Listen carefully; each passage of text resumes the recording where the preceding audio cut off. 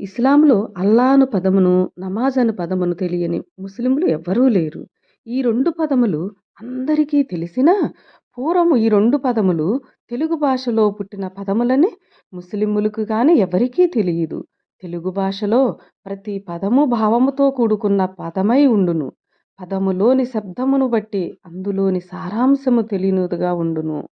అదే విధముగా అల్లా అను పదములో 2 భాగములున్నవి భావమున్నదే అని తెలియుచున్నది. ఆ ప్లస్ లాహ్ అంటే అల్లా, అల్లాహ్ అనగా అంతు లేక గట్టు అని అర్థము. ఆ అనగా లేదు, కాదు అని అర్థము.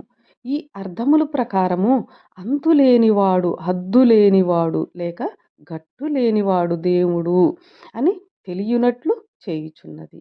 అల్లా అంతు ఎవరికీ తెలియదు. అందువలన పూర్వము తెలుగు భాషలో దేవుణ్ణి అల్లాహ్ అని అన్నారు. తెలుగులో దేవుడు అనిన వెతకబడేవాడు అని అర్థము కలదు. అల్లా అనిన దేవుడు అనిన ఎవ్వరికీ తెలియనివాడే అని అర్థమగుచున్నది.